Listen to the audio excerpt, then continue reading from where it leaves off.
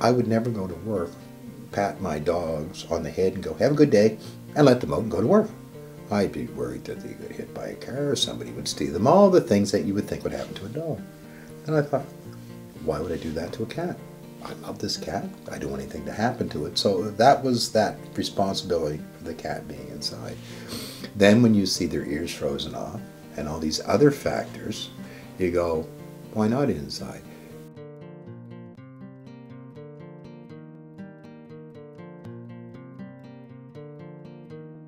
Absolutely. 100% without a doubt. You know, of course, when people hear the number, and it's such a huge number that we all think, I've never seen 40,000 cats running anywhere, because it's a big number. So when I'm talking to people, I will say there's thousands or there's hundreds of cats, but there is such a huge number. If you put a cat outside and it has one litter, okay, it has a litter of 6 and 4 live, and then 6 months later they're having, it just multiplies tremendously. So there is a large number of cats that are born and out there. We don't, the cat is, of the two, the dog and the cat, I tend to call the cat the ghost's pet. And it's simply because, and one of the things I use as an example, we were walking down the sidewalk having a talk, and a dog runs by us. 9 out of 10 people go, oh, somebody lost their dog. And they'll get involved, and they'll knock on the door, and they go, okay. The cat walks by, 9 out of 10 people don't notice it, because they're used to seeing a cat outside. So that poor cat may have not been fed or anything, but we're just so used to seeing it's no different than a bird in a tree. We don't go, oh my God, there's a bird in a tree. Well, that's what happens with the cat. I just had a cat come in here, both the ears fell off. I had to have the tail amputated. And I wish I could tell people that's rare. It's not rare. I see it way too much. Last summer we had a dog come in, it had been shot in the face with a shotgun 6 months prior to getting here. So these are animals that they need shelter, they need people to speak up for them. Bide Awhile is a shelter for stray and abandoned animals, or for animals that need a place in order to get a home.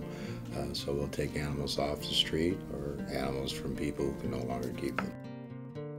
On an average with our kittens, we can run approximately 100 animals at a time, and we're forced to turn away approximately 30 cats a day. I really like the philosophy on Bide Awhile. We're a no-kill shelter, and they're here until we get them a home, as long as they're healthy and they're not aggressive. Right now, when you're dealing with cats and dogs, the cats have basically nobody to speak for them. There's no bylaws to protect cats. People can ask for help for themselves. Dogs and cats can't. Nobody has to have a cat. Nobody has to have a dog. It's a choice that we make, so we have a responsibility when we make that choice to be responsible to the pet and take care of it. You know, when you walk into a shelter and you walk out, if you adopt an animal, you've actually kind of saved 2 animals. You've saved the animal that you're actually taking home with you, but you've also created the space for another animal to be saved. There's no one pivotal moment, because I've seen it for so long and I've seen so much abuse. And a lot of times, you know, people can say, well, how can you do this for so long? But the reality of it is there's an awful lot of good people out there. And sometimes you sit back and you look at this organization and all the people involved, because in the background is volunteers that created and our donors and people that support us that allow us to do this. The same with other shelters, because shelters aren't businesses where they make money for themselves. So when you see stuff like that, you realize that there's an awful lot of good people out there, and unfortunately we all do it. We tend to focus on the bad case stories and all that, but there's so many good cases out there.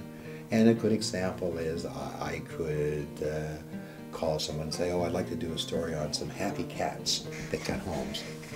Okay. Maybe nobody's going to do that story. Hi, I found some kittens that were put in a bag and thrown in the harbor. I'm going to get a story. Or the dogs were around. So there's the difference, but yet there's so many good people out there. So it's the balancing it out. You can get depressed about a certain situation and angry, like I was with the dog last year, when we realized that he was shot, you know, huge. But the outpouring of people trying to help him, or the little kitten that had its ears lost, that's the difference. So one person can do one thing, but another 100 people do something good. So you balance it. if I was unfortunate and I lost my house and I had to live in my car, my dogs would be in the car with me and they'd be happy. No, totally great, I'm with them. My cat would probably look at me and say, I'm going to wait for the new owners because I really like the house. So, and that's the difference with the cat. It's a wonderful animal, but it demands respect. And if you don't respect it, it doesn't matter whether you own it or not, it's not going to give you anything